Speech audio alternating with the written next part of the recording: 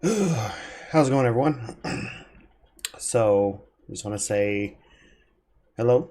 Those of you that are watching during this, those of you that will watch later, hope your day is well. Hope you're having a good Sunday.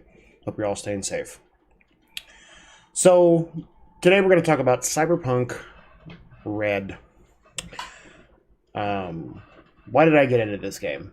Well, first of all, the Jumpstart kit on Drive-Thru RPG was on sale for like $10, something like that. And my friends and I have been playing Cyberpunk 2077, talking about it. I've always enjoyed the Cyberpunk genre. I played a little bit of Cyberpunk 2020 back in the day. The older version of the tabletop role playing game. It was really cool. It's definitely a different type of role playing game. It's not your usual like D&D style going out saving the world, rescuing damsels in distress, fighting monsters and things like that. It's definitely all about the attitude that you have in the game, how your characters dress, how your characters talk, the things your characters do. But we're going to talk about all that here throughout the course of this stream. We're going to be, this is just going to be like an overview. And we're going to go through the different sections of the book. I'm going to give you some of my thoughts. So my experience with this version so far is, so I've played the Jumpstart rules. And I'll tell you now, if you guys get the Jumpstart kit, play through that, and you're like I did, you're like, oh, okay, this is really cool. My friends really enjoyed it. I enjoyed it. Let's get the core rulebook and play through it. It's night and day difference. The Jumpstart rules really give you kind of like a condensed version of the rules, easy to kind of get it in play. The main rule set here in the core rulebook is very extensive. There is a lot going on mechanically, character creation wise. There's a lot of like lore stuff to learn if you really want to run and play like a genuine cyberpunk game. The book gives you all that kind of lore to learn. There's a lot of like lingo as well. There's a section of there's like a whole page and a half of different lingo that people use, like your characters will use in the game, from describing certain things to certain areas of the city, things like that. So we're gonna go ahead and get in here. So kind of the plan is we're gonna go through the book. I'm gonna give you some ideas and thoughts that I've had, some suggestions. If you guys have questions, you put them in the chat. We can talk about it. Then at the end, we're gonna kind of decide: is this a game that you would want to run? Something that you would want to buy and learn and run for your gaming group. Now, like I said, it's a different animal. It's a different beast of role playing game. And if you guys are from, even Mutants and Masterminds, Dungeons and Dragons, some more of the maybe lighthearted stuff, we'll touch on some of the aspects. It's a trap. Yes. Yes, it is a trap. Welcome, Gelson on Fire. Welcome to the stream. I hope you're gonna enjoy it. Hopefully, you're not gonna get too many spoilers on all the cool stuff that's in this book, but we're gonna go over quickly a lot of the stuff that's going on in this book. I've been the last probably week, because I picked this up last weekend, and I've been about every day after work. I've been coming home and reading through some of the sections and some of the rules. There is a lot of stuff that I've skipped over. Like for now, I wanted to look at the book. Oh no, it's not about campaign stuff. This is just going to be talking about rules, like in the book, how the game runs, things like that. There's not going to be any kind of spoilery stuff. Obviously, if anyone plans to purchase this book and doesn't want to be spoiled about some of the stuff that's in the book, then sure, you can dip now. But we're just going to go over the book itself and see what's in here, and basically just to see if this is a game that people want to play.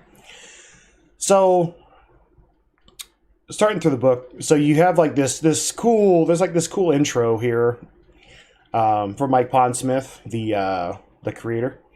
They do talk about like Cyberpunk 2077. So this is, from what I understand through reading through this, so this is like a continuation of the storyline from like previous iterations of the tabletop game, but there was like, no, I don't want to say, they didn't call it retcons, but there's a few things that have kind of been changed a little bit, but still kept with the same theme and all that stuff of the original series to kind of go in line, right? Not to match with, but to kind of go alongside Cyberpunk 2077, which is pretty cool. I actually read through this morning. The game starts with the Never Fade Away. This is a section that I'm gonna skip over. They say this is just kind of the story of Johnny Silverhand. Those of you that know that understand. Those of you that maybe not played 2077 or done anything else with the game, this is something that you might want to read through. This is going to give you like a really cool kind of intro to the world and like the kind of like attitude and things that are going on in the world. It was actually a pretty good read. It's pretty extensive. It goes on for quite a few pages. Next we get into, so the view from the edge. This is intro to Cyberpunk. There's like some really cool, not necessarily rules, but really cool comments that are made in this, book. Kind of like how you're going to experience the game and how the game is going to treat you and how you as GMs, if you're going to be a GM for this, how you should run the game. Then it also has all of these sections. So this is the PDF. I bought this through RPG. I guess real quick, I'll show you. So when you buy it through RPG, right now it's $30 US. You're going to get 4 files when you buy it. So you get the core rulebook, which is what we're looking at here. You do get a full character sheet that you could print. It's a 3-pager. This is pretty extensive stuff. There's a lot going on here. Any of you that have played 2077, this section right here looks pretty close to when you're doing your upgrades of your cyberware and stuff. It's similar, right? It's not exact, but it's pretty similar, which is really cool. And there's like a whole bunch of stuff that you can do cyberware-wise. The life path is a really important part of your character, so it gets basically almost a whole half a page on the character sheet dedicated to it. And then you have all this. So those of you that play the Jumpstart guide, understand that like the skill section in there is very cut down. Then you get into this and it just kind of like explodes into all the different stuff. But it's cool because it allows you to really get in and maximize your character to how you want your character to be built. Third file you're going to get another one of the same character sheet, but this one's fillable, like a PDF, right? And it does calculations and stuff for you, anyway. So if you want to use this in your game to have maybe build your characters and things like that. And then the last file you're going to get like a 3-page errata of some of the changes and mistakes that they made in the original printing. Now, what it says here is that all of the errata is already incorporated into the core digital rulebook, if it's marked as whatever current version. So if you buy this 6 months down the road, there may be more errata or whatever. The digital version should be updated with all the errata, but then you're going to have this right here. So say you have the core rulebook, the hard copy, you can have this as well to go in and either print it off and stick it with your core rulebook, or you can just go in and make changes or whatever, however you want. For $30, because the core rulebook itself is $60 US. And it's 458 pages. It's a pretty good sized book. Basically what this kind of goes through, this is kind of going through the storyline of Cyberpunk, so the crash in 94, all the way through kind of like up to the quote-unquote the current age or whatever. Then it's obviously like all other games, it has like how do RPGs work and things like that. We'll skip through that. Those of you mostly know how this goes. If not, if this is your first one, make sure you look that over. Another good section to learn here is the street slang. There's a lot of this stuff that's used in Cyberpunk. Like what we would call certain things is just, it's kind of like even nowadays how people use certain slang and terms for other things. And understanding and learning that, it's not required, but it'll definitely give you like a deeper immersion into your games. So instead of, let's find a good one here. Instead of telling somebody, hey man, be cool, you can tell somebody, hey man, get chilled. Same thing, right? But it's a little bit of in-depth, role-playing thing that you can do. And then what's kind of cool in the rulebook, you have these like what are called scream sheets, basically like advertisements or whatever, right? Something that you would see like if you lived in that world. That's the stuff that would show up on your newsfeed or whatever, which is kind of cool.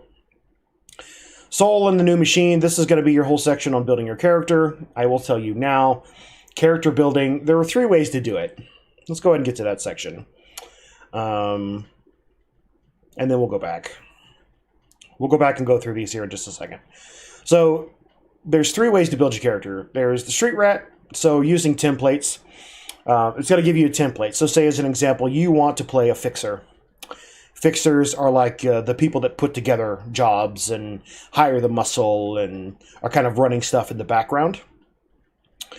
You want to play one of those, there's going to be a template for a fixer that you're going to choose, and then there's a few roles and decisions that you're going to make, which is going to help create your character. And that's going to get you pretty much all the way to the end of character creation, and you're good. You can take your sheet to the game and you can play. Second is the Edge Runner. This is fast and dirty. What it does, it uses the templates from Street Rats, but it makes you do more rolls on different charts to give you a little bit more customization for your character. I mean, technically you could choose, or you can roll on these different charts. I would say if you're going to use these things, I would just roll. Because if you're going to make choices to try to define your character, then you would go to the last option, complete package. But the Edge Runner, the fast and dirty, it's more rolls you're going to make. It's going to be a little more of a fine tune of a character, or it may swing your character in a certain play style versus another play style, but still in the same confines of your particular template, fixer, solo, what type of character you're going to play. The last type is when I have my players make characters, we are going to do complete packages. This is going to take you a while. I play games that take quite a while to make a character, especially depending upon when you're starting in the game. If you're starting level 1 versus your mid-level campaign, high-level campaign, this basically you get points that you're gonna distribute among your skills, your stats. You're gonna get money. You got to buy all of your equipment. You've got to buy all of your cyberware. You've got to buy all of your fashion. There's a whole section on fashion in this book. Because fashion and attitude are really what kind of define the cyberpunk genre. And this is really going to let you dig into that and really kind of create your own character that would actually live in this world, which is really cool. We're not going to go too much into detail on that particular concept right now. When I do the character creation videos, that's when we're going to dive in to that. I don't know if I'm going to do 3 separate videos. I may do one longer video with timestamps. They're going to have the different sections because I want to build a character with a template. I want to build one using the Edge Runner rules, and then I want to build a complete package just to kind of show everyone how it's done.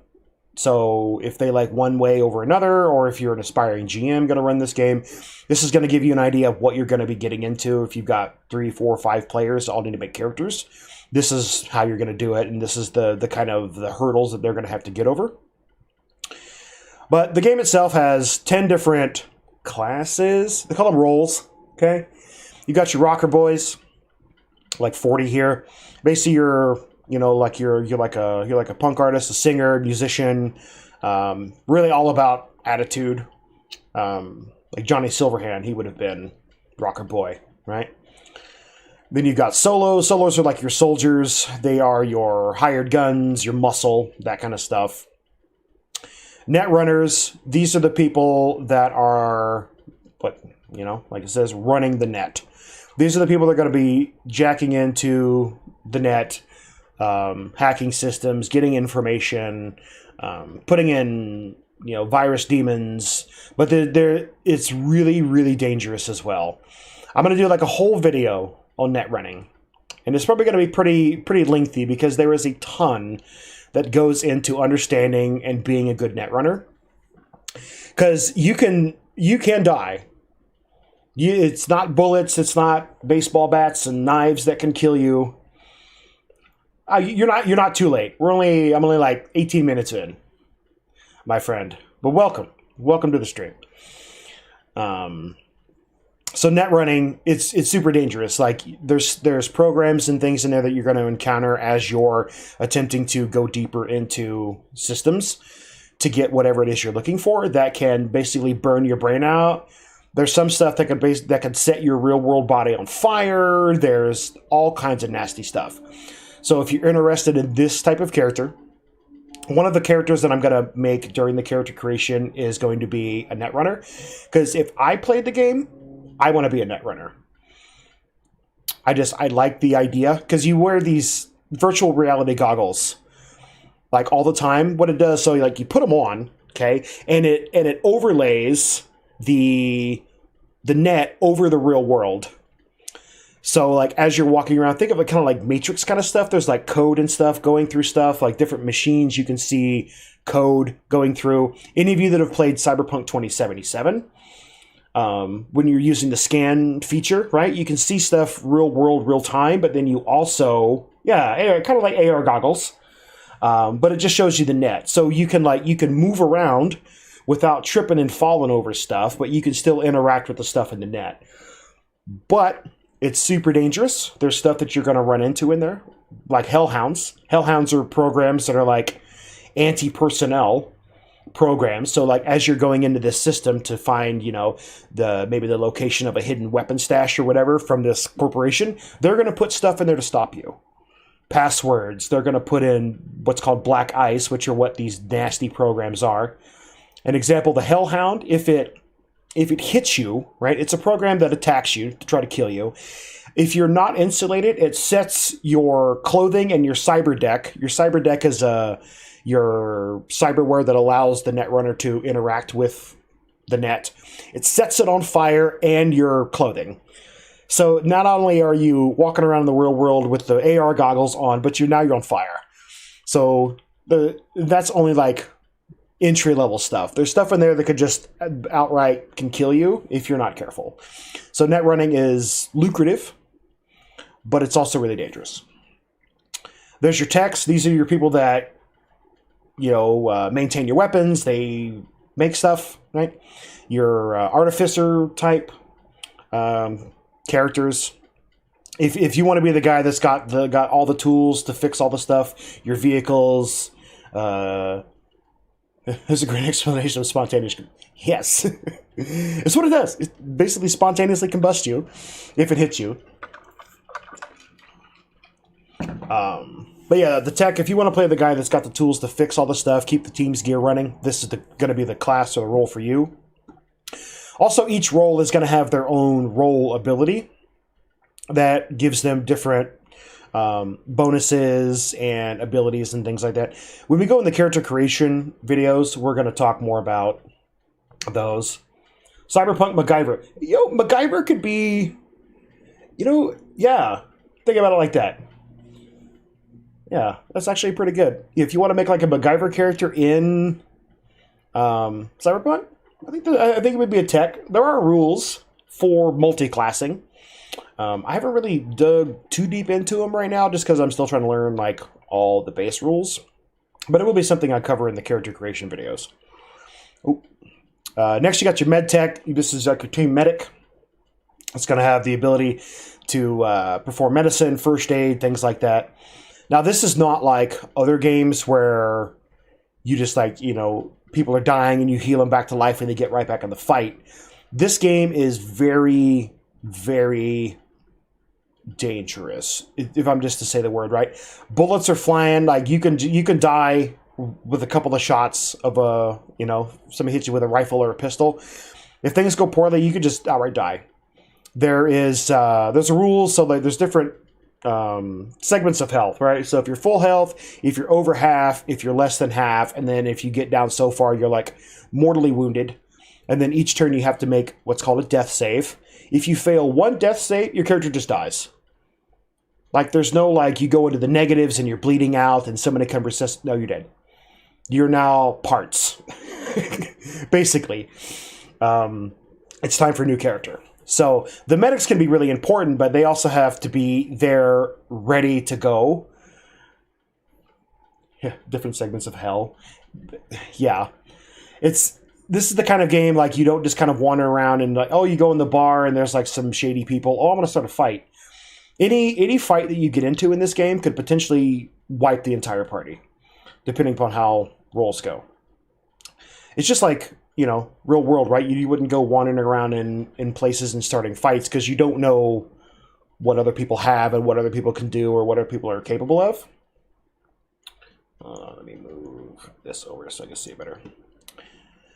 Next, you have the media. These are like your reporters and things like that. I don't know. This doesn't really interest me. Yeah, basically. Yeah, combat medic. So you're gonna have skills that are gonna be able to defend yourself and basically kill whatever's trying to kill you. But also you're like your medic. Somebody gets wounded, you're able to kind of patch them up. But it's not like other games where you just like restore a bunch of HP and everybody just kind of goes on, sleeps the night, and you have breakfast in the morning. It's not that kind of game. But yeah, so like the media are like your reporters. They get the credibility role.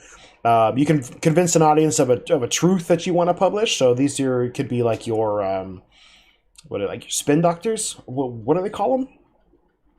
Is it people that like spin the truth or whatever, or you could just tell the truth about certain things. But obviously you have to know, like, if you're reporting on the truth of maybe like a corporation doing something shady in like one of the the urban zones or whatever, right? These people are probably not going to like that, and they're going to come out and try to kill you. Cyberpunk April O'Neil, dude, this is great. Should have you should be here all the time for these things. Cyberpunk April O'Neil, right? Let's think about it like that if you guys are Ninja Turtle fans. Next, you have execs. Execs are basically, they work for the corporations, right? They have a lot of power, a lot of pull. They do get teams of solos and net runners that can work for them or with them to do what they need them to do. You can have bodyguards, like in the teamwork role. You can also have covert roles. You could have a net runner. You have a bodyguard or an assassin in your employ, right? Somebody needs to be, axed, needs to be removed, right? This is the role where you can kind of do that subtly. You've got the lawman. These are basically the police of Night City. They do have a lot of power when and where they are, but the thing about it is, there's even like in the real world today, there just seems sometimes there's just not enough of them. But you do get the ability for backup. So like when you get into a situation, based upon your rank of this role ability, you can call for backup. So you basically call additional police officers. Fixers, I kind of talked about this. These are your guys that are like putting jobs together. These are the people that are running the night markets, making the back alley deals. So like this is a good example right here. So you're 1 part Robin Hood, 2 parts Al Capone. So like if you want to be the guy that's like, running the show, a lot of times what happens when you're going to do a job, a lot of the hooks are, you're going to go to the local fixer. Maybe they reach out to you, or maybe you reach out to them. You've worked with them in the past. They're going to have a job for you. They're going to, okay, hey, I need you to break into such and such and steal something. And this is going to be the pay. The fixtures are going to be the ones that maybe have people done recon. They're going to give you as much information as they can. But a lot of times the fixtures are going to be hanging out at the nightclub or at their home or whatever, kind of hanging out while you're off doing the job. Playing a fixer could be, maybe you're like an up and coming fixer, or maybe you're just a more hands-on person. You don't want to be the, the Godfather type that just kind of sits and drinks wine and eats fancy food while people are out there dying in the street for you. You want to get in there and you want to do part of the job. Second of all, maybe it shows people that you're willing to get your hands dirty while you're doing it, so which gives you a little more street cred, right? Street credibility is a big deal in this game. There's actually a whole section in the rules on street cred. They say it's titled A Different Kind of Combat. So with that said, keep that in mind. We're going to go over that. I'm probably not going to touch on it too much in this stream. I'll kind of like, hey, this is where it's at. This is kind of the gist of it. There'll be videos later on about street cred and all that other stuff and kind of how it works for those of you that want to know. Next, you have the Nomad. These are the... these are like the Mad Max people, right? These are the people that live in like packs out in, outside of town. They have like caravans and stuff. When I played Cyberpunk 2077, I did the Nomad start because you have the 3 different starting options. I was like, oh, I'll do Nomad. And you start out basically in the wastes outside Night City, doing a bunch of stuff. You're driving around.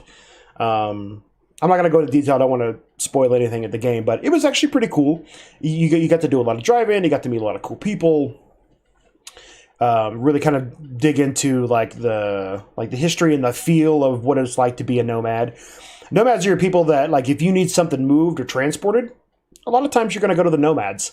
They're going to have connections. They're going to have like fleets of vehicles. They're going to have the know-how and the wherewithal to get that stuff done for you. Their role ability is the nomad. Sorry, it is the moto. When they increase their rank, they have an option of adding another stock vehicle of their moto rank or lower to the family pool of vehicles. All right, so let's real quick. We got a question about Cyberpunk 2077. Is it glitchy? Kelson, I don't know if you're still here. You could put your 2 cents in. So I'm playing it on PC. Yeah, it's not too bad. Has it, for me so far, I'm not super far in the story, like the main storyline. I'm the dude that likes to just run around and do side quests and find all the hidden loot and stuff. Have I had times where there's been some glitches that are like, oh god, this is nasty. Like, I'm fighting enemies that are basically just like floating guns. So it's hard to hit them. I just have to aim for the guns and hope I hit, right? But have I had any like game breaking where I can't progress?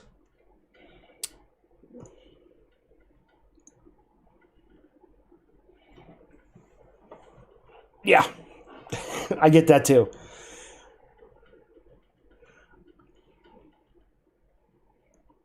You see, in my PC, the one that I record on here it's a few years old, but I'm able to run it at 1080 at like high settings, and it runs pretty well.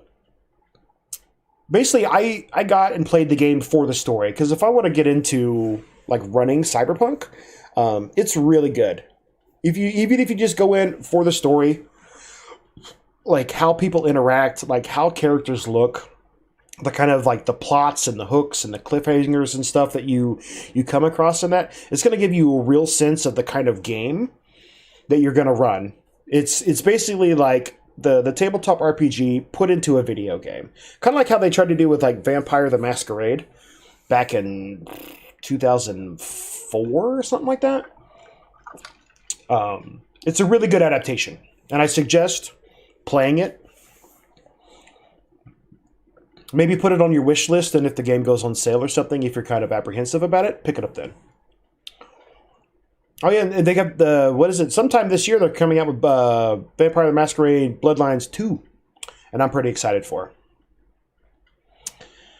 it. So back to this. So in the character creation section, so it's got some flowcharts of when you want to create a street rat or an edge runner character, you're going to follow these paths here.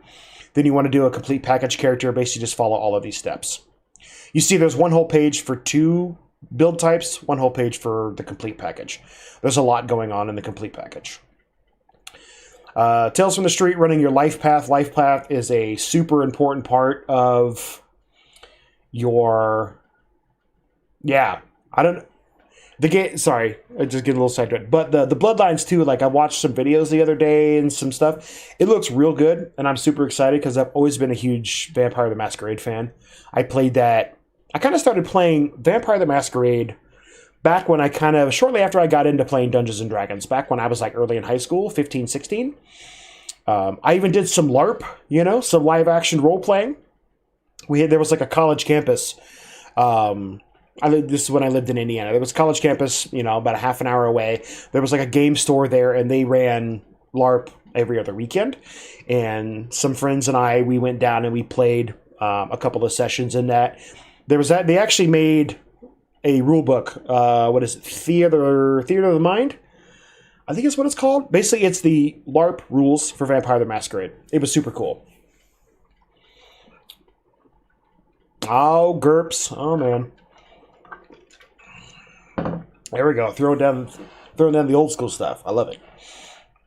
I played a little bit of GURPS, not a whole lot, but... So back to Tales from the Street. So your life path is basically that you're going to generate anything in your character's life. It's going to give you tons of charts, right? So your cultural origin, your personality. You're free to roll or choose. You as GMs... I would make a choice. Either everybody rolls or everybody chooses, or you can give them the option or whatever, right? Because my friends and I, when we did the Jumpstart playthrough, I basically put everything into Roll20, and in the Jumpstart rules, it has the pre-generated characters, and it has a bunch of these charts, and I just went ahead and rolled everything for all the characters, just so my players could kind of just get in to the game without having to bog it down with a bunch of this. And then basically we just kind of like had everybody look at that, and then the start of one of the adventures, we spent about an hour kind of developing, based on what was rolled in the life path, like how people knew each other and how people are interacting with the people in their community and all this other stuff. And a lot of us really enjoyed how it came together, which when I run my actual game, I might do something similar as well, because I think it was a really good kind of collaborative telling of the story of how everybody kind of comes together, instead of the like, okay, you guys are all in a bar and it's shady and it's smoky and the smell of cheap alcohol is everywhere and a fight breaks out. What do you do? Right? That works for some games, but this is like really like how everybody kind of knows each other. It's not like everybody trusted each other, because trust in this game, it even talks about trust is like something that's like never 100%. But it really just kind of had like, okay, this is how everybody kind of respects everyone. How do we interact? How do we know the neighbors, the different NPCs and things like that?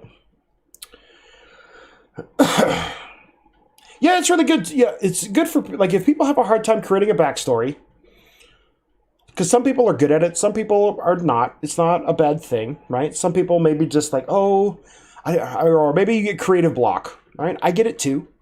This, you can look through this, make some rolls. Okay, all right. And it could spark some ideas. But there's like tons of sections. There's even a section on your dress and personal style. Because remember, how you dress and your attitude and your personality is really what kind of defines you in this game. Because that's what it's all about. It's all about attitude. And then you've got motivations, relationships, your different backgrounds, environments, family, but all these different charts you're going to roll on. And in the character sheet, let's go back to the character sheet right quick. There's this whole section right here on your life path that you're going to write down. And then it's good to go, okay, you and the GM, you're going to roll through this. And while you're rolling with it, you can just be like, okay, here's an idea. I rolled such and such. Here's kind of an idea for this. GM, give them some input. Oh, because you're going to know the kind of game you're going to run, or where you're going to start your game, and where they're going to be taking place in the city, and the kind of people they're going to be interacting with on a normal basis. Give them some ideas to bounce back and forth, which is what me and my players did when we did the Jumpstart thing. And it turned out really good. And then there's whole sections for each role, Netrunner, solo, all that kind of stuff. So we're going to skip through all this. Those of you that have the book or get the book, read through that. More of these little advertisements. We were talking about pro kibble. This is like food that people eat. Like the everyday person, this is what you're going to be eating. It's basically dog food made for human consumption.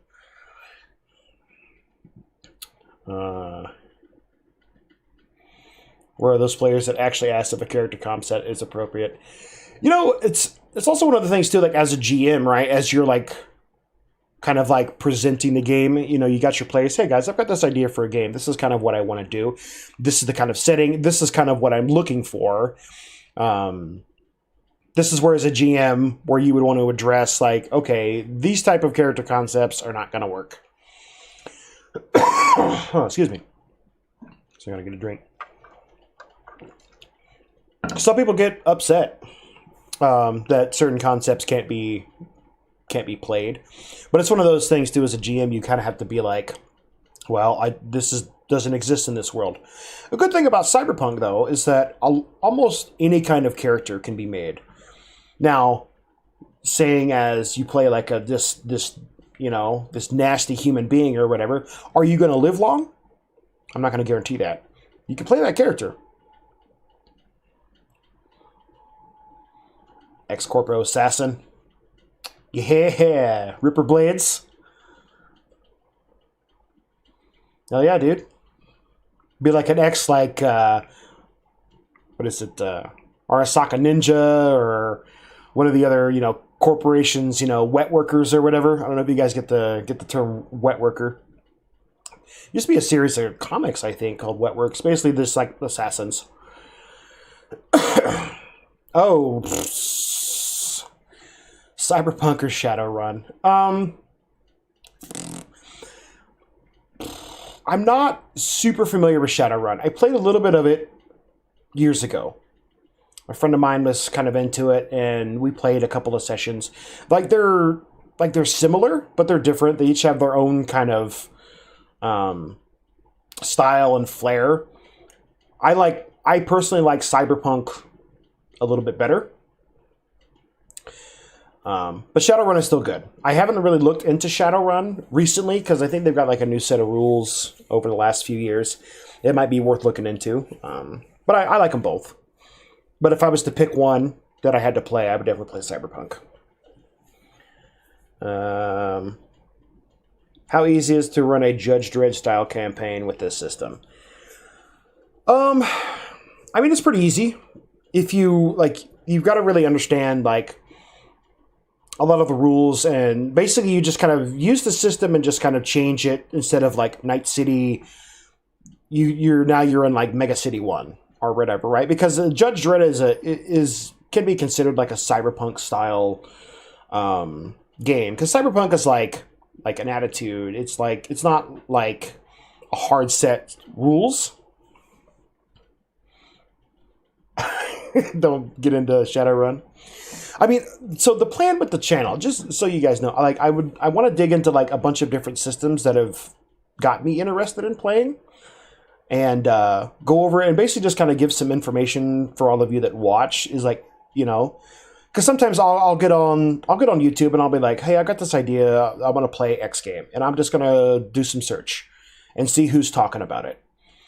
Some people do really well. Like, you get a lot of information about a particular game, and I'm like, oh wow, this is great. I kind of want to be that go-to, right? You're like, all right, so Brian's over here talking about Cyberpunk. Is this going to be a game I want? Let's go see what he's got to say. If you like what I say, cool. And if it gets you to buy the game to support the companies that make it, great. If not, you're like, maybe it's not my game. That's a decision you got to make. But yeah, so Judge Dredd, you could easily use this system to play Judge Dredd, because Judge Dredd would be, it's a very dangerous setting as well, right? Like, people, you can't just walk around, do whatever you want, right? The lawmen are a lot of what goes on, but there's not a billion judges, right, to run the city, right? So it's kind of like how Cyberpunk is. There's police in Night City, but there's not a ton, right? So there's a lot of crimes and stuff that get committed, and dead bodies are just in the street, and it doesn't get cleaned up. People don't care for it. There just isn't the manpower to deal with it. So that's part of the danger. Okay, so even like the newest iteration of the rules of Shadowrun, like I said, I haven't played it for a long time. I don't know if they've done anything to kind of like, I don't want to say streamline, because I don't really remember it all that well, but I don't know if they've made any changes to make it more easier to get into. All right, so then the next section talks about all your different skills. We're going to skip all of this section here about character creation and different charts. So I'll just show you, like, real quick, right? When you're making your, a lawman or whatever, right? You're going to roll a d10 here, like if you're using the template. You roll a 6, then you're just going to copy this line, and that's going to be your stats. Now, when you do like a complete package, you're going to get X amount of points that you're going to spend, and you're able to buy them however you want. So we're going to skip all through this. This section here is still all about the different skills. We're going to go into this during the character creation videos, but there's a lot of this stuff. There's even one thing, though. Some of the stuff in this book is like repeated multiple times.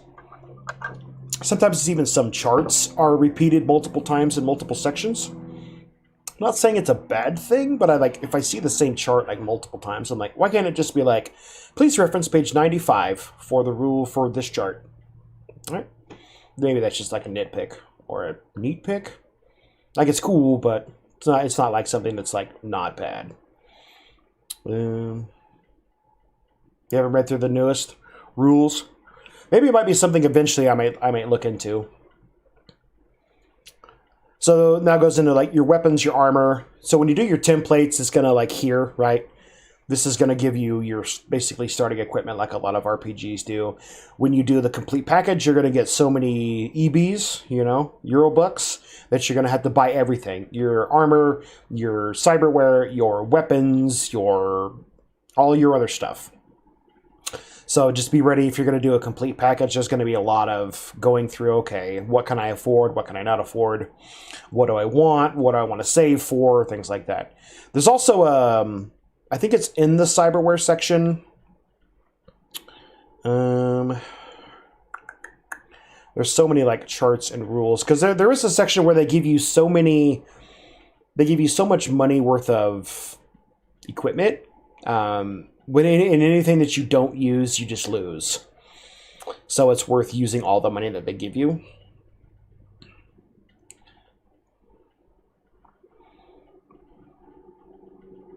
Ah, yeah, touche. I guess there's a bunch of different ways to create PCs, so they may have to repeat some stuff. Like if you're going one type of character creation route, it's going to reference you to different pages, and it's going to kind of get you to the charts and stuff that you need. Yeah, good call.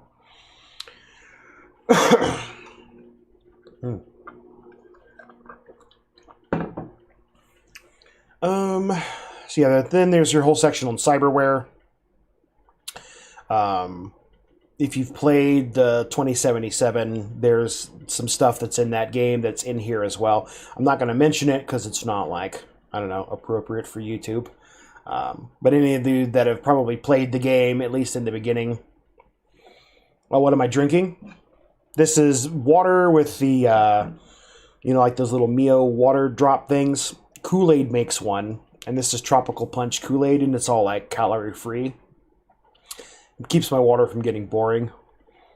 Plus, I got the big jug, because talking a lot makes the throat dry and all that. So you've got charts and charts and charts of different cyberware from your different limb modifications that you can get. Legs, you have Borgware, you have what's kind of cool, like you can have like gills, you can have like respirators. You get vampires, like vampire teeth and stuff. But yeah, this is a section when you're building your character, especially even with the complete package. You're gonna this is the section that you're gonna be racking your brain over. Because like I made one character to kind of get an idea of how to do it. I'm gonna make another one before I put the video together to really make sure I've got the rules down. No worries, man. No worries, man. I got you. You're all good, my friend. Is it the cyberware?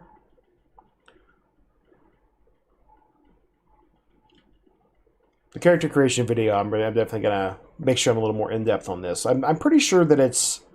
I want to say that it's the cyberware section where you get so much money worth, that if you spend it all, cool. If you don't spend it all, you lose whatever the rest is. You can't just stick it in your pocket, but I'll figure that out. Cyberware also, they have a humanity system, right? what kind of makes you, what makes and keeps you human.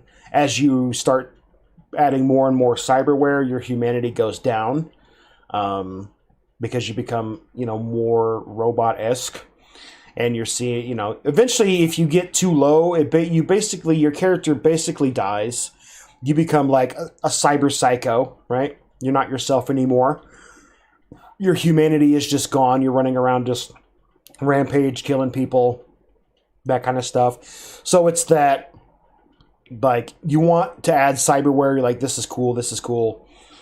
But if you do it too much, you risk becoming not human anymore, like mentally, and then you basically become an NPC and you got to make a new character. Because each one of these cyberware are going to have like a cost. Like as an example, artificial shoulder mounts. You can mount 2 cyber arms under your first set of arms. This causes a 14 humanity loss, and humanity is a stat that's going to be generated while you create your character. 14 could be a pretty good chunk. So just know, like, as you're buying this stuff, your humanity goes down. They do have ways that you can raise your humanity. You could basically go, therapy, right? You get yourself a doctor, you talk it out, you can raise your humanity so you can, you go down, you go up, you go down, and you go up.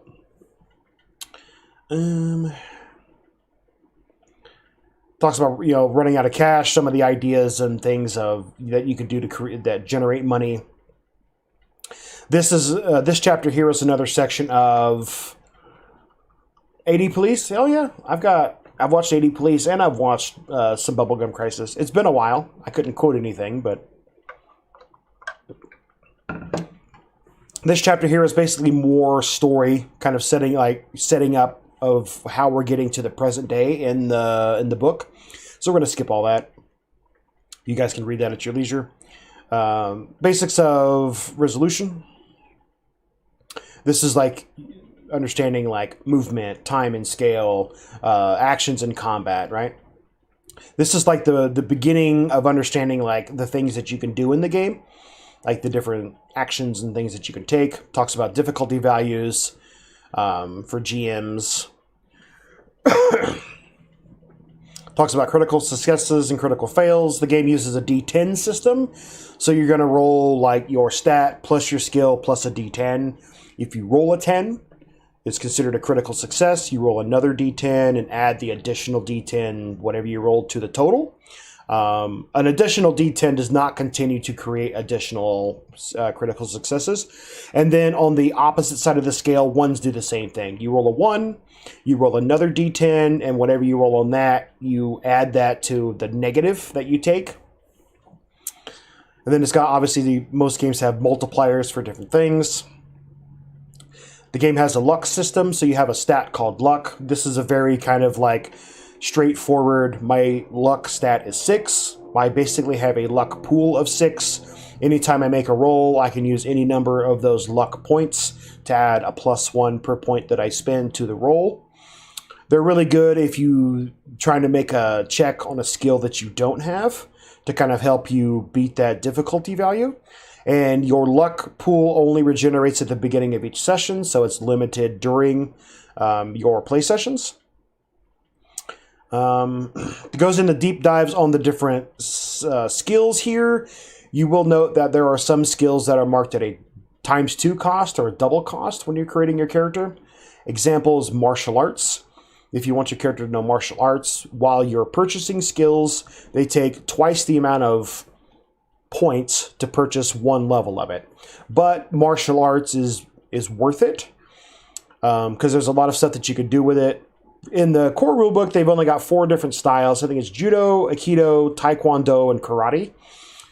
Some stuff you can like break bones and all this other stuff if you make certain checks or do certain actions, which is really cool. So if you get into like hand-to-hand combat, you don't have like melee weapons or rippers or whatever, whatever your forte is. If you've got martial arts, people are going to be real surprised when you like just beat through their armor with your bare hands. Then if you've got like gorilla arms or whatever and you're just doing a crap ton of damage. We'll skip through all the skills. We'll do a section on skills talking about the different skills. a video later on. Just know, like, that gives you a good example of like what the skill does, and then it gives you like in this kind of like italicized section here. This kind of gives you more of a breakdown of what the skill does and how it works. Okay. Martial arts, bold section, you can learn multiple forms, but you must do so separately. So when you purchase martial arts, you're going to choose, okay, I'm going to buy martial arts karate, but then I want to learn judo.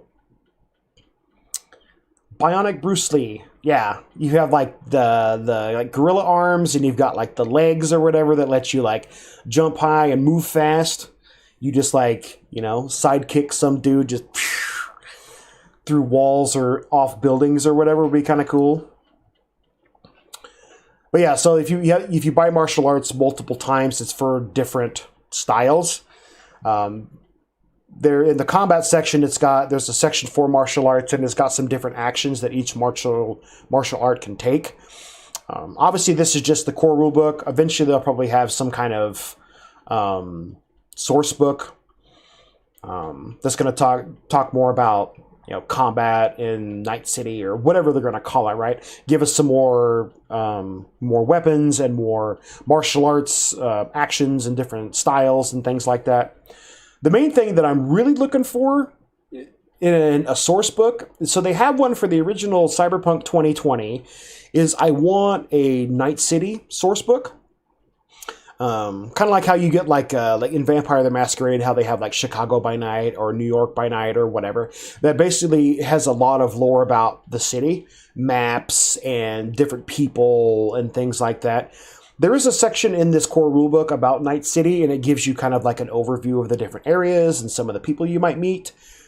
I really like to get like the nuts and bolts. I want to know like, okay, in this little area, these are some of the kind of like the big players that kind of like reside in this area.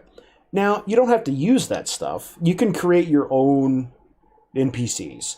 But I like to kind of have like, okay, these are like the big hitters, right? And then I could make people that maybe work under them or work alongside them that you would work with as a player character. You go to this guy, then eventually you build your street cred, then you get to the big boss and he gives you the big jobs.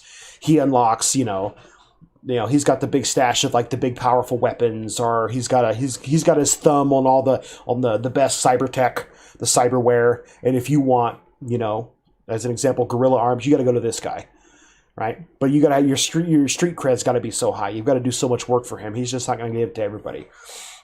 I want to know about all the little things that are going on in the city, and it really helps me as a GM if I'm looking for a plot hook, or if I'm looking for a story idea, or even like a whole like campaign idea.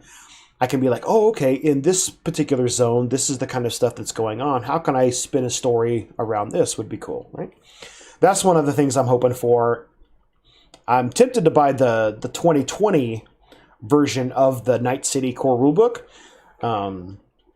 that has all that information in it, but I want something for Cyberpunk RED that's going to have all the new updated stuff for like the current storyline of the game. More skills. Then we go into role abilities. Your role is going to give you an ability that we kind of touched on. This section is going to go into that, and it's going to go in real deep because you get different ranks. When you create your character, you start at rank 4 of your initial. So say I'm a rocker boy, I make my character. I start with a charismatic impact of 4, and it tells you what you can do with it at each particular rank, and as your rank goes up, you can do more and more stuff. Like at rank 10, charismatic impact, venues that you could potentially play in, right? Stadiums and international video. When you start the game, you can play at like well-known clubs, right? So you see like as you continue to perform and as your rank goes up, right, you become more and more famous. You can get people to just do stuff for you. A fan is willing to sacrifice their self for you without any question. Right? This kind of shows you like the stuff that goes on in this game, right? You're playing a gig or whatever at a huge stadium, and like somebody comes up and tries to just, off you. Fans are like jumping in front of you to take these bullets. Kind of stuff. This is the level of, impact that you have on the different people. And it also kind of shows you like how the game is going to run, right? You're not going to go play gigs and just be like, okay, cool, let's go back to the hotel or whatever. No. There's going to be people that don't like you, or you're going to do something to make somebody mad. There's always going to be somebody out for you. Maybe not today, maybe not tomorrow, but eventually, right? People are going to come for you. There's actually a whole section in the GM section about that you're never really safe, is what it says to kind of run the game. Even if you think you're safe, like the players should always have this idea that something is going to go down, somebody's going to sneak in, somebody's going to get to you. So you can there's always like this paranoia, even at like a minute level. So you're never always well rested. You're never always just relaxed. You've always got a weapon on you or near you, which is like a really kind of, I think it's a really cool kind of setting to play in, because obviously the law, there is law here, but it's not everywhere, right? You can't do like a crime and then, oh, the police just show up and handle it, right? There could be whole campaigns where you do all this stuff, bodies in the streets, man, blowing up buildings, doing whatever. You don't see police once, depending upon where you're doing it at. Like if you're in like a combat zone is basically like you go in there, you're on your own. Like cops aren't going to come save you. You got to watch out for yourself. So you got to have a crew that go with you, the people that are going to watch your back. So we'll skip through all of these, the ranks, or the different role abilities, right? So you guys that are either have the game or get the game, you could read through this. Obviously, we'll touch on this stuff, the particular ones that I'm going to use for the characters that I'm going to make when I do the character creation video. But I probably won't go into deep dive on all of them. First of all, just so I don't give you all the information. It's going to give you, like, if you really want to know about a lawman and what they can do, and I don't talk about lawman, you have to get the game. You have to buy the book. Read it yourself. Let's see. I love it. Like there's like all the, and then there's like hot, like advertisements and stuff. I think this is a really cool addition, like some flavor just for the book itself. They put all this stuff in here, and it's kind of cool too because you can see, like this is stuff you would see like in Cyberpunk. As you're on your agent, you're trolling through the news feeds, the scream sheets, something like this might pop up, which is kind of cool. Here is your Friday night firefight. This is going to be your whole section on combat. You're really going to want to understand this stuff. Just like any kind of RPG, right? The combat system is what makes a lot of RPGs. There are some RPGs that don't rely on combat, but particularly in this game, fight could break out anywhere. You get up in the morning and you're going to go down out of your apartment. You're going to go down one block just to the local market there, the local store, to get some breakfast or whatever, man. There could be, like, as you're in there, like, guys could come in and rob the place, shoot it up. And now you've got to either, like, defend yourself or hide or get away. It could happen anywhere at any time. So understanding, like, combat, keeping it in mind that it could, at any turn, bullets can be flying in your direction, or you're going to send bullets flying in someone else's direction. Keep that in mind. But the system itself is very, I don't want to say unforgiving, but it's very like, if you're going to get in a fight, just know that a few bad rolls on your part or a few good rolls on the enemy's part, and you're probably going to die. Or you're going to be to the point where if nobody comes and helps you, you will die. So just keep that in mind. Understanding how cover works, understanding that, maybe I need armor, or I don't want to be an asshole to everybody.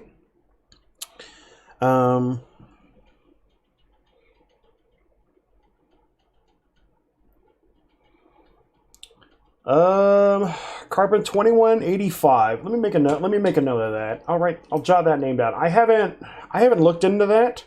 I'm gonna have to do some research. I can't guarantee that I'll do a comparison video, but I will see what I can do.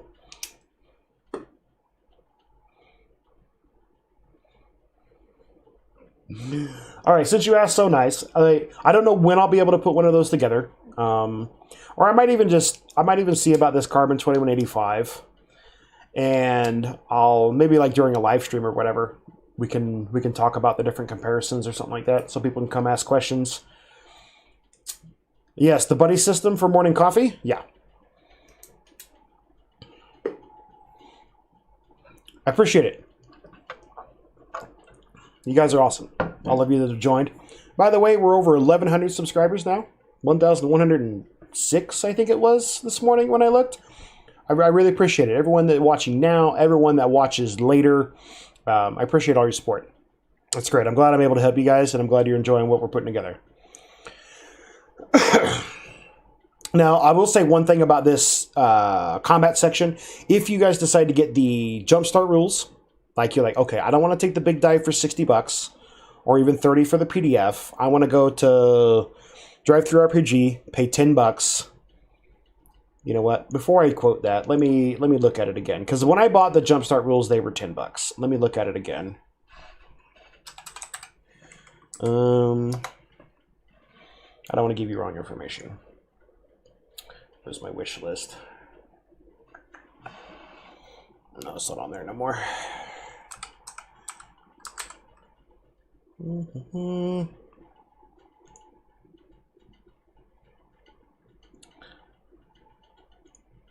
Jumpstart kit. So, as of right now, the Jumpstart kit for Cyberpunk RED is still $10. So, if you guys decide you're like, I'm going to get the Jumpstart kit, and we're going to play through that and see if it's a game that I like. The rules that they use in the Jumpstart kit for combat versus the rules that are in the main rulebook is night and day. The Jumpstart rules is what they call Thursday Night Throwdown. Or Thursday Night Throwdown or something like that. It's a very condensed, easier set of rules to understand. So if you guys are like, oh, okay, this actually isn't too bad. And then when you get the core rulebook and you're reading through the combat section and you're like, what? Why is like half the stuff in there not in here? Just understand that's what you're going to get into. But obviously the main core rulebook is going to really break down all the different aspects of combat. The Jumpstart is just to kind of get you in and put bullets in another body. Yeah. So the Friday Night Firefight, which is what's in this book, is all the rules in depth, everything you're going to need to know about the combat. The Jumpstart rules uses some of it, but also really condenses some of the other rules, and some rules it just totally doesn't even include as well. So, but it's really just to kind of get your feet wet in the game. And then it says to get the core rulebook, understand that the rules are basically going to explode in like what this is versus what the main core rulebook is. I just want to give you guys that heads up now. If you do what I did, go from Jumpstart to core rules, it's going to be like night and day. You're going to have to learn it all over again. Because some of the stuff is in the core rulebook is totally different than what's in the Jumpstart guide. That to the point where the Jumpstart guide is not even anywhere close to being correct as to what to do. So some of the key stuff is still there. Like, good example, like the 3-round burst and things like that. That like assault rifles can do. And like the different difficulty value charts for range, hitting with different weapons and things like that is totally different. So just know going in that combat is going to be different between the two. So it's the same thing, right? It's going to be like when you make attacks, it's going to be like your stat plus relative skill, like melee weapon skill or ranged weapon skill or whatever, plus a D10 versus either what's called a difficulty value based on the range of the weapon that you're firing at. Let's see if I can find one. As an example, you want to auto fire with an assault rifle. This is going to be like, okay, the GM's going to say, all right, the target is, on the rooftop of that other building, he's 40 meters away. You go assault rifle, 40 meters. Your skill check now has to get over 20. Because in this game, ties always go to the defender. So you need to get basically over a 20 to hit him with your auto fire. And then if you do hit, you look at how much you beat it by, and then there's rules for how you deal the damage with auto fire and things like that. And then it also has single shot DVs. This is what you're going to reference. Now, some characters do have the ability to dodge bullets. Matrix style, if your reflex stat is so high, you can, like, somebody's going to shoot at you, you have the reflexes are so high and so in tune that you're able to, like, matrix dodge bullets. But just know that not everyone is going to be able to do that. You're going to have to rely on these range charts. Now, you'll look at the range chart. Some weapons are better at longer range than shorter range, and vice versa. Like a sniper rifle, short range, you would think it'd be easier to hit. No. Look at how when you get to like up to 200 yards, it's a 16 to hit versus a 30 at like point blank. So really look at like when you're buying your weapons, really look at like the type of character you're going to be. Are you going to be a solo with a shotgun that's going to be up close, right? You're going to want to be up close, right? Shotgun slugs, you see, and then the further away, it's harder to hit. Sniper rifles on the other way. So when you build your character, choose weapons that are going to fit that play style. Then it's got charts on how shotgun shells work. Shotgun shells are cool. Like this right here is not in the Jumpstart guide. The shotgun shell rule for the shotguns. Basically, you have like a 3x3 area if you're using shells like buckshot that you can potentially hit multiple targets with the same shot. Jumpstart guide doesn't say anything about that. Then obviously explosions, right? Has a certain size, potentially hits multiple targets. Talks about melee combat, the effects of grabbing. I love the art in this book. I don't know if you guys like the art. Like this is like just amazing picture right here. Right? But it talks about grabbing people and like choking. What's kind of cool, you know what I like the rules on choking in this? If you're choking them for more than, or for 3 successive rounds, they basically go unconscious, which is cool. And now you gotta like drag them around. It even has rules on how to use humans as shields. Because like there's rules for like if you have like a riot shield, or there's cyberware that can produce like shields that pop out of your arm or whatever that you can block bullets with. It's got rules on using a human as a shield. You grab somebody, you pull them in front of them. Like how much health do they have before the bullets penetrate versus if they're still alive versus, equip a flesh shield. They have the rules of, is this human alive or is this human dead?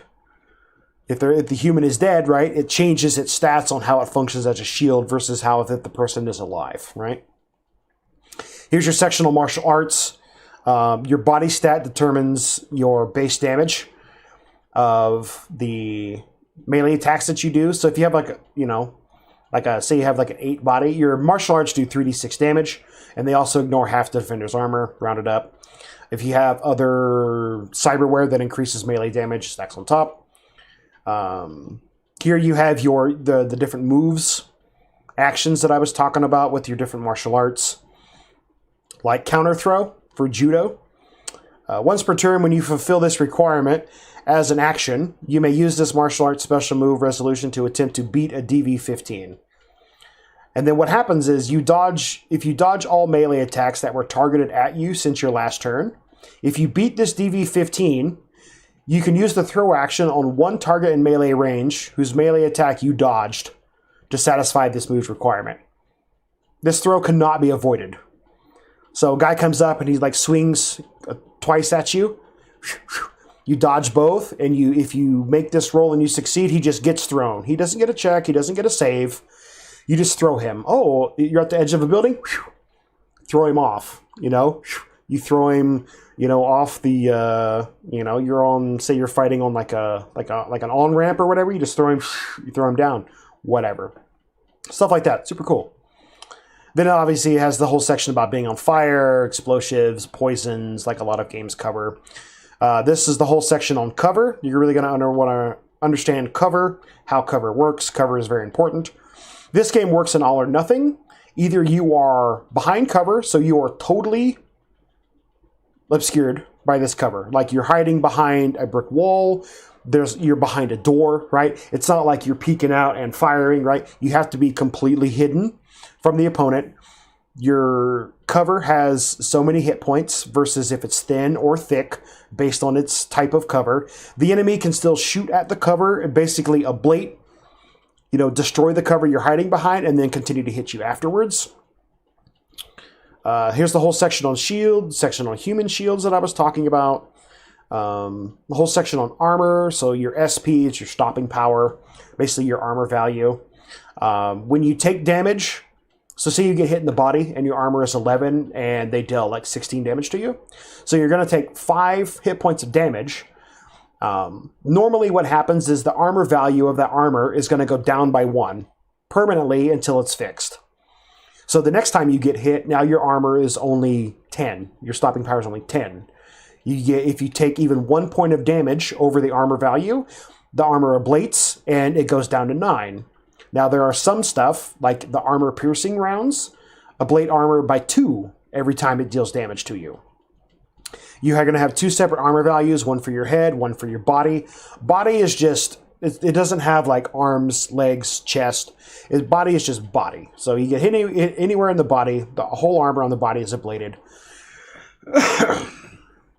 So just know, like, as sure, armor could be really good. Even if you have like heavy armor that's like 15 armor, you take a bunch of shots, even if they chip away at you, but beating it by 1, dealing you 1 damage at a time, eventually they're just going to ablate your armor into oblivion, and then you're just going to get shredded. So that's where cover comes in, right? Hide for cover. The whole section on taking damage. Here are your wound states. You go from lightly wounded, so you're less than full HP. There's no penalties. Seriously wounded, if you're less than half your HP rounded up, you take minus penalties, -2 to all your actions. Mortally wounded, if you have less than 1 HP. This is basically you are on death's door. Start of every one of your turns, you're going to make a death save. If you fail a single death save, you then go dead. There's no, like I said, there's no, like, you're bleeding out and somebody come over and heal you and patch you up. That's what mortally wounded is. This is that point, like, say, like in D&D. Like, your character goes down, you're, like, in the negative HP or whatever. Somebody can come over and heal you, get you back on your feet. This is what mortally wounded is. You are mortally wounded. You're bleeding out. You've suffered critical injuries. You're on death's door. If somebody doesn't help you or you don't help yourself and you fail, which you will, because each turn, your death save penalty is going to increase by 1. Basically, what you have to do, you have to roll less than your body stat. Example, say I have a body stat of 8. A return, I have to roll a d10, and I have to get less than an 8. But each turn I continue to roll, I get a consecutive +1 penalty. So first turn is nothing. Second turn, I make my death save. Now I get a +1. Third turn, +2, +3. You will eventually die. There's no stopping it. Somebody's got to help you. Goes into whole critical injury section, right? There's a whole section on vehicle combat. You know, I love this very Mad Max section here. It's great. Vehicle combat's a big part of the game too, right? You know, maybe you're doing a heist, right? You've gone in, you've stole the stuff, you've got it in your car, you're making an escape. Now guys on motorcycles or in other vehicles, they're chasing you. You're driving down the streets of Night City, and one guy's hanging out the window, you know, firing his assault rifle. Another guy's sticking out firing his pistol. They're firing at you, right? Those very kind of epic kind of like chase battles that you see. Here's the rules for all that stuff. Okay. Here's that section on reputation I was talking about, like your street cred. There's another kind of combat, right? This, as you're doing stuff, you're going to gain reputation levels, right? And it's going to basically unlock things for you out in the world. Obviously, you know, the more you're known, the more people are like, hey man, weren't you those guys that did that job? Yeah, okay, hey.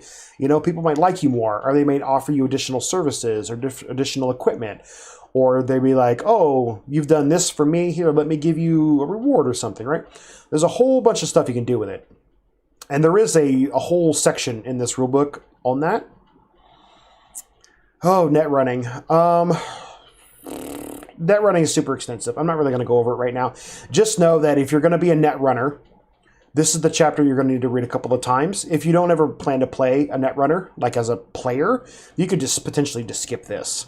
GMs, you're going to need to know all about this because you have to run and create all of the different net systems that the net runners are going to interface with, from the different programs, the black ice, the passwords, the information that they're going to get, all the stuff that they're going to want to gain out of that system that they interact with. You've got to understand what's going to stop them and what they're going to get out of it. But it's really cool. That's why I want to play a net runner. There's some super cool stuff in here. So we're just going to kind of breeze through this. there's like the different programs that netrunners gain. So you have your cyberdeck implant that you're going to get. And depending upon your cyberdeck is going to allow so many programs that you're going to be able to load into it that you're going to have at your disposal. You can get defensive programs like armor, shields. You can get attack programs like a banhammer, right? Basically, you like in the net, you basically spawn a big giant. I refer to it as like a thunder hammer. Any of you 40K fans out there, you got this big glowing thunder hammer that you're used to attack enemy programs to be able to get past them to get down to the next level to get more information that you need or whatever. There's a section on black ice. Black ice are just nasty programs that people are going to put in their systems to prevent netrunners from gaining access to information that they want.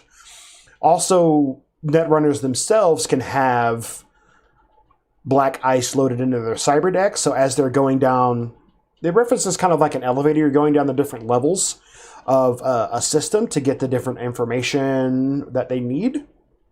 You can set up black ice, like you go down a level and before you basically open the door to the next floor to see what's going to be there, you can set up black ice yourself to help you attack or defend yourself from whatever's on the other side of the door. Could be an enemy netrunner, could be an opposing black ice, it could be a variety of things. There's going to be a whole video on net running, so then it also goes into your your cyberware hard drive, your hardware, things like that. So you want to do net running, this is the section for you. Let's keep moving here. Drama team, because you're going to get shot a lot. I love this. I love this game. It's great. This is this goes more into, right? We've already gone over this chart. Your different critical injuries to the body, to the head, death saves, stabilization and healing. This is like when you get wounded, how do you survive? How do you live after this? It also talks about the different trauma teams. So these are basically teams of people in Night City that kind of go around if people are wounded or they call for an ambulance, right? Trauma teams can potentially show up. This is how you run them. It talks about going to the hospital. The body bank. For the first time in history of organ harvesting, people become worth less dead than alive. Any of you that have played Cyberpunk 2077, early on in the game, you do get to see a trauma team in action, which is kind of cool. So, it's got body sculpting, street drugs. This section here, therapy and you. This is like how I was talking about when your empathy goes down from adding cyberware to yourself. How do you get that? Is it wrong to make trauma teams OP? It really depends on what you mean by wrong. Is it a bad idea? No. Is it bad for the game? No. Because it's one of those things, you have to balance the trauma teams, right? So if say we're going to play a game. I'm going to run a game and we're all a trauma team. Our job is to go out, that people have the monitors or whatever, like some guy's having a heart attack and we get the notification and we've got to go out and get this guy. We don't know where this person is specifically, right? We get the address, we know where he's at, right? I'm going to need to be trained and armed because he could be in a hostile situation that I have to go get him. All right, me and the team, we've got to be able to go in there and clear out whatever's in the way to get to our mark, to get to our client. So you have to understand, so if you're going to run trauma teams in your world, right, and it could be a good example, right? You're playing a game, you break into this gang hideout or whatever, right? You're trying to steal something from them. But one of these guys is set up to have a trauma team, like if he gets wounded or injured to a certain level, a trauma team is dispatched to come get him. Maybe he's paid, maybe he's wealthy, maybe he's got connections. So not only are you fighting them, but then the trauma team is going to show up. Now, it could be if you're okay, cool, back off, right? If you retreat and let them you may not have to deal with them. But if you're oh, hell nah, I'm killing this dude, these people are going to try to kill you. It's their job. So just know, trauma teams are not to be messed with. These are basically highly trained. They're like police that have medical training, right? So to have them overpowered, right? Do they come in and just one-shot everybody? No, I wouldn't do that. But just know that players need to know that trauma teams are not something to be trifled with. Because obviously if they were, right, people wouldn't have, the ultimate combat medic, right? If trauma teams were not able to effectively discharge their duties that people are paying for, people wouldn't pay for it, right? So just know trauma teams, serious business. That would be kind of a cool game. Play as a trauma team. You're just all like, okay, yeah, you basically, your day is, okay, you have to go into this high-rise corporate, building or whatever, get somebody in there that's having like a stroke or whatever. Oh, but there's like corporate takeover happening and there's like gunfights on like the top 50 floors or whatever. How do we get in there, right? Do we come in through just like, do we shoot out the windows and we just repel in? Do we go to the roof, repel down? Do we land on the roof and come down? Do we go to the bottom floor, go up? That'd be kind of a cool storyline to play. Let's keep going. We'll talk about Welcome to the Dark Future. This is more of your history and your lore, kind of from the beginning all the way up to the current place in the timeline. So we'll skip that. You guys can read that at your leisure. There's a section like before the red, and then there's like the time of red. To understand what that means, you're going to have to get it and read this. It's pretty lengthy. Let's see. Yeah, then there's like the whole section of the time of the red. So like the current timeline of the game that you're playing in, this whole section is that. There's a lot of games you can kind of get away with not really reading a lot of this fluff. I suggest reading a lot of this because there's so much going on in the cyberpunk world. Like the different corporations, right? Arasaka, Biotechnica, right? It talks about all the different major corporations and all like the faces of those corporations. So people that you're going to want to know about. Section is pretty extensive. Here we go. Maybe. Welcome to Night City. So this is that section I was talking to you. It kind of gives you like an overview of Night City. It's got some maps. It's got some history in here. It talks about some of the different sections of Night City to kind of like get you into the game. Like if you want to just run a game in a certain area, it kind of like, oh, let's see. Like here's like a map, right? The different sections of Night City. And then it talks about like the threat ratings in the different areas. So to know like if you live in an old combat zone, these are the worst places in city where people die and nobody cleans it up afterwards, right? So you live in or near a combat zone, people, there will be like dead bodies in the street. You're like, is that person sleeping? Are they dead? You don't know. But then there's like the executive sections that are like obviously private security, maintain them. It's super safe for them, or at least as safe as they can make it, right? People can still get in there, but these people feel safe, and they've, rightfully so because they pay for that level of safety. People that live down here are like in the red areas. You're on your own. You have to make friends. You have to make a crew. Yeah, check their pocket. Murder hobos. Yeah, he just like, is he dead? Oh, look, he's got cyberware. Let's, chop him up. Get his stuff. Take him to the local Ripper dock. Have the stuff taken out. Now you've got stuff to sell or whatever. And that's not something that's unheard of in this game, right? You find dead bodies in the street, check them. Because if you don't check them, someone will. The likelihood of somebody just laying there dead with stuff in their pockets, though, whoever killed them probably looted their pockets, but hopefully they're just idiots, right? So this whole section on Night City, right? If you guys get the book, you can read through this. This is really going to give you a lot of information about, like I said, the different sections and some of the gangs. Those of you that have played 2077, right? You have the Tiger Claws. You run into these guys all over the city, right? It talks about these, Not a huge section on them, but they're in here, which is kind of cool. Then it has like a whole legend of like particular places in these particular areas that you can reference, which helps you kind of like, oh, I want to run a game in, Japantown. What are some of the cool places in Japantown? There's a whole chapter on everyday life in the time of Red, from the justice system to the law, crime and punishment, different ways to entertain yourself. Now this is a section people may get, I don't know. I don't want to use the word triggered, right? But maybe like a touchy subject. Talks about rape and assault, drugs, murder, self-defense, right? This is the stuff when you play this game, right? You, as a GM, you can exclude a lot of this stuff if you and your players are not comfortable in dealing or talking about this stuff. It's totally fine. It's not for everyone. But to get the real full experience, right? This is the stuff that's going to happen in this game, in this city, somewhere at some time. And understanding that it happens and to deal with it and face it is really going to give you a more in-depth experience. I'm not saying to glorify it or anything like that. I'm just saying that it does happen.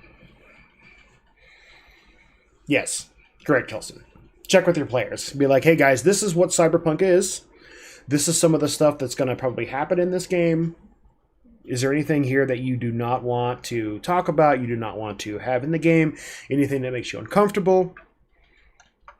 Because you don't want to be playing a game for 10, 15 sessions and you introduce a situation like this and then all your players are kind of put off, right? Don't surprise them like that. Just let them know ahead of time. This is stuff that potentially happens. It's the world that the game is based on. So just you and your players be ready. Just make a decision yourself what to do and what not to do.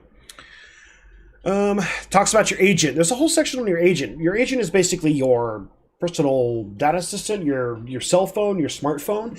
It can actually do quite a lot of stuff. Because obviously there's a lot of futuristic stuff. One of the things that it can do, it can talk to your clothing. Because a lot of the clothing you have will have interfaces with your agent. If your clothing is getting frayed, worn, or damaged, your agent can tell you, hey, you've got, your cuffs are fraying on these pants. Or you've suffered a bullet wound, now you have a hole in your pant leg. You should go buy new pants, right? Which is like super cool. I think it's great that you can have like that kind of person, that kind of like personality with your phone, because it's kind of like AI, but it's not like a full AI. It can be upgraded to basically be like someone you can talk to in a limited capacity. Oh, excuse me. But it also does a bunch of other stuff too. It allows you to basically access the internet, so you can access the news, the screen sheets, things like that. What can your agent carry? It can record images in 2 or 3D. You can upload images to the data pool, so kind of like the internet. Onboard programs can be used to mix music, create special effects, generate CGI imagery. So this is like your own personal computer in your pocket, kind of how we have cell phones now. But it's used for a lot of other stuff as well. So the sky is kind of the limit up to the GM of what it can do, but there are just some kind of set finite rules right here, because everyone's going to have one. Because when you create your character based on your lifestyle, that you're going to either generate or choose while you're creating your character, your agency, basically like the carrier that allows your agent to connect to the data pool, is kind of included in your lifestyle. So if you live like a poor lifestyle, your connection may be spotty, or it may not work in certain areas of the city or whatever, right? But if you're a higher lifestyle, like you're playing like an exec, right? You have top of the line access, top of the line agents, that kind of stuff. So what you're packing, right? Talks about like how to get like the different types of stuff, military surplus. It even talks about old guns, because a lot of the new weapons in this world use like caseless bullets. But if you're rocking an old, model 1911, that uses, 45 cartridges, you can still use them. The hardest thing is, can you acquire ammunition for those particular weapons? Talks about how to get around like different types of vehicles. So ground cars, cyber bikes. It gives you kind of like rules like how they're like their power plant, how they're powered, ground speed, structural damage points. It talks about the different costs. Because some people may start with a vehicle, or you might want to buy a vehicle. So it doesn't go into a ton of detail on these particular vehicles, like the cyber bikes. Because I love the cyber bikes. Playing 2077, I bought what did I buy? The Kusanagi, the red motorbike. That's all I drive around, man. I don't drive no car. I just think the bikes are cool, especially like when it's nighttime riding through the city. Plus, they're super fast, too. Air transport, so you can get air transports. Just know that when you're making your character and you want to buy the ability to pilot air vehicles, it is a ×2 skill, so it costs 2 points per one skill level. Yeah, it has a very good like Akira vibe, which is great. That's because when I got the notification from the person and it shows you a picture of the bike, I was like, oh, I needs it. I needs it. So this section here talks about how to get the word right, how to get information. It talks about scream sheets, so basically like kind of like tabloids, newspapers. You have data terminals, so there's like in certain areas of the town of the city, there's like on street quarters in like fully encased concrete reinforced little mini bunkers. There's data terminals where you can jack in and you can pay to access the data pool and to gain certain kind of information. The reason why the scream sheets are so important right here is because like one of the things in the Jumpstart guide, it gives you a handful of scream sheets that are basically like plot hooks for little mini adventures. I think there's like 4 or 5 of them in there. I was going to run one, but our original session went longer than anticipated.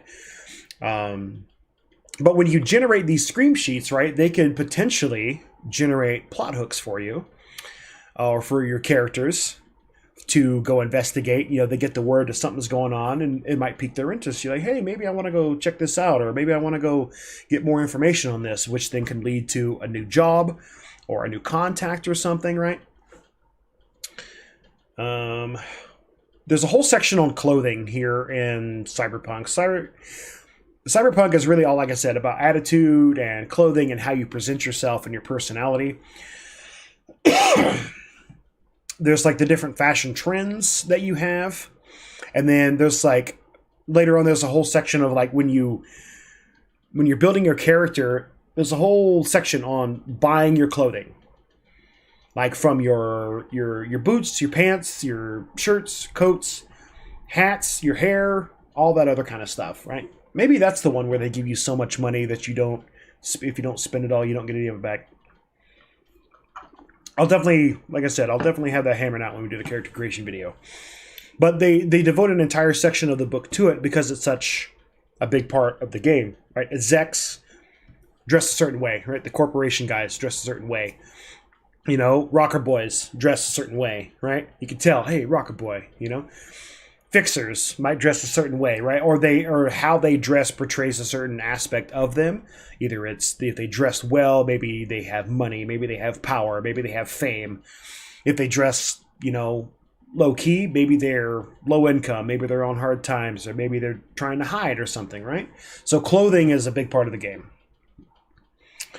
Let's see. Talks about getting stuff.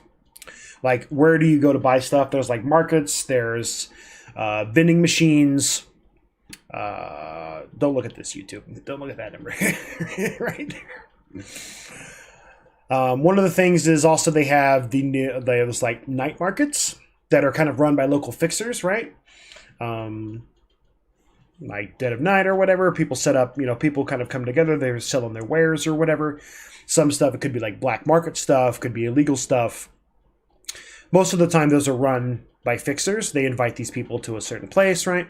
So maybe in order to get into one of these potential markets, right, you may have to know a fixer, or you have to have gotten so much street cred with the right crowd to be invited to these like hidden back alley kind of dealings. So if you're looking for something specific, could be a whole plot on itself, right? You're like, oh, I need such and such item. Well, the only place to get it is probably one of these black market deals. Like, who's going to have NPC trees, right? To to work your way up the tree, to get to the people that have the information or the clout to be able to get you what you need, right? There could be like a whole bunch of adventures or jobs you've got to do to get the cred, to get high enough to have, the local fixer. Hey, man, we're having a, 3 nights from now, we're having a night market, man. I may have some, some cool tech for you. Why don't you come down? This is where you can then purchase that item that you need to complete or continue on another, storyline that you were running. night markets right there. And it's got, if you want to generate yours, like as a GM, if you just want it to be like a bunch of random stuff, it's got a bunch of charts that you can roll on. Weapons, cyberware, all that other kind of stuff. Then it goes in like different like weapon attachments. These are all your rules for that. Drum magazines, infrared night vision, scopes, shotgun underbarrels, that kind of stuff. It talks about exotic weapons as well, your different armor lists. This is like, and then you have like the master gear list. This is kind of like your adventuring gear or whatever if you play other games. It was kind of cool. It gives you like a Eurobuck, an EB value, and then it tells you like in parentheses like, is it a luxury item? So you kind of know like, you know, like binoculars are kind of costly, even though it's 50 EB, right? Not everybody's going to have 50 Eurobucks laying around to buy a pair of binoculars. So here's the section on your self-adapted AI, your agent. This is some of the stuff that it can do for you. And then it goes into details on all the different stuff that was on that last chart. Once again, we go into fashion as well. All kinds of stuff on there. Cyberware, all the different cyberware options again, right? These same charts. Now, a lot of times when you buy certain cyberware, like at a night market or whatever, there may be, a lot of times it says to have someone there that can install them, like a Ripper Doc or whatever. But there's some stuff that you buy, you may have to take it elsewhere to get it installed. All kinds of cyberware, tons of it. That's another section of character creation that's really going to be one of the things you're really going to have to dive into and take a lot of time on. Hey, man. Nicholas, thank you for joining. Hope you have a great day as well. We'll see you again soon, hopefully. Next live stream, whenever that is. Speaking of that, I always put it in my community section when I'm going to do, I'll do like a community post when I do a live stream. So make sure you check that out. Have the bell notification hit. So if you can get those of you that want to continuously join those. Once again, it goes through more of the, all of the different charts that we had earlier, the black ice, all that stuff. They put it all in this section again as well, just so it's all kind of like condensed for you. And then there's even more stuff about net running, right? Because you've got all your black ice, your number of floors, right? Because remember, doing a net run is kind of like going down an elevator in a building. The further you get down, the more floors they're going to have, and the more obstacles are going to be blocking your way. Let's see. Then there's just all kinds of stuff. Like there's like housing. All right, you go from living on the street, you can go all the way up to upscale Connacht. You can live in like a cargo container, luxury penthouse, corporate Beaverville McMansion. Right, these are in the executive zone, which are listed above in the description. Living here means there is a suburban castle of splendorous proportions.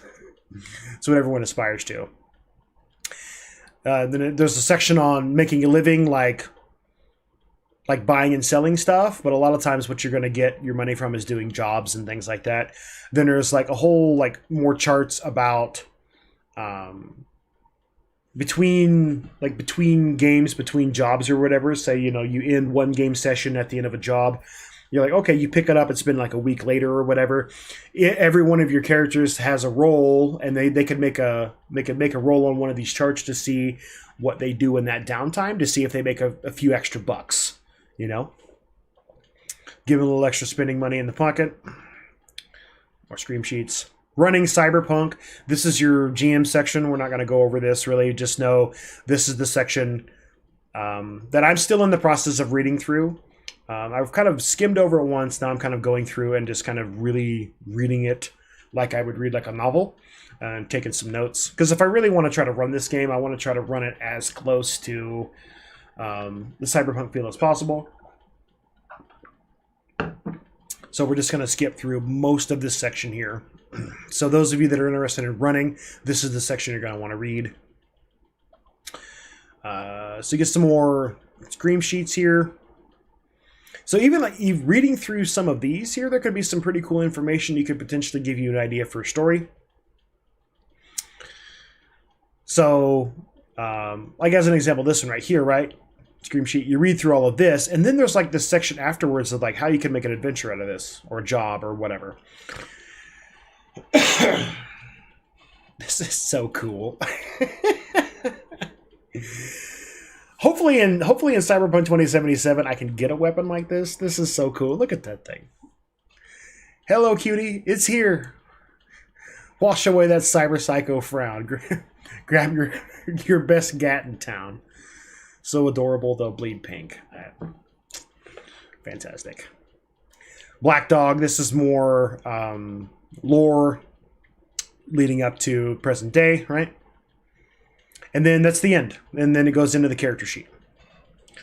So that's kind of like the overview of the book itself. Then obviously you've got the appendix. They even have like, you know, it'd be kind of cool because I do miniature painting. Kind of on the side as like a hobby / side income. I wouldn't mind getting some of these models and painting them. So like if I ever run like a game, like if we ever get to the point where we can get back to meeting together, me and my group, I think it'd be kind of cool to run stuff. You have stuff in like use Roll20 for like character sheets and stuff because I just like the digital character sheets and stuff like that. But then I can get out my old maps again and have little figures and use them. I don't know. I guess I'm old school, I guess. But I might be looking at some of these just to buy and just to paint for myself, just to have and collect. So that's the end. So Cyberpunk RED. Question I have for you all that are watching now and that I watch later: is this a game for you? Put the comments below. For those of you that watch later. Is it a game for me? I think definitely. It's definitely a game that I do want to run. I'm still working on Pokemon for my friends that we're running now. I want to get it done, but that's going to give me several months of developing, like on the side, developing a story for Cyberpunk RED. Is it a game that, like, if you've never been into RPGs before, is this something you would go to your local game store and you would buy, take home, and is this where you would want to dive in? I would say no. Not saying that you can't. Some people may pick up and learn really fast. But there's a lot going on in this book, not just in its rules and its systems, but just like in like the setting that itself, right? It's a very specific kind of setting, theme, and mood, but being able to run a game in that, to create that feeling and to maintain that mood and theme throughout the entire thing is definitely a challenge. Other games can, go up and down with different moods and themes based on what's going on. But Cyberpunk, there's always this backdrop of like, this is kind of how it always is in the game. Regardless of what you're doing. What you're doing is what you're doing. It can generate different kind of moods, but there's always the backdrop that you know that you can fall back on. Man, I've been going here. Going almost 2 hours. Like I said, the book is huge. The book is great, though. I would suggest if you don't want to spend the $60 for the hard copy, spend the $30. Or put it on your wish list, Drive Through RPG or wherever else you get your PDFs. Sometimes stuff goes on sale. Get it then, read through it. But I definitely suggest this game for anyone that's looking to basically play in a cyberpunk-styled game like Shadowrun. Yeah, actually, I've got a hard copy. I went and bought one. Hold on, let me find it. No, it's stuck over there on the shelf in a bag. But I actually bought a hard copy for a different reason. So in the later videos in the series of this, you're going to find out what that reason is. So, but I think I've gone on long enough. I've covered the book. I've talked a lot about it. I hope you guys enjoyed it. All you guys that came and hung out in the chat, I really appreciate it. It's been great chatting with y'all. Y'all have some great questions. I hope y'all learned some stuff, piqued your interest enough to be able to like, hey, I want to pick this game up. Those of you that watch later on. I hope the same thing for you. If you get any comments or questions about the game, put them in the comments below as they come up, and I'll do my best to answer them.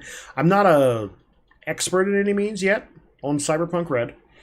I'm still reading through the book. I've only had it about a week. But I would love to strike up some conversations about the game.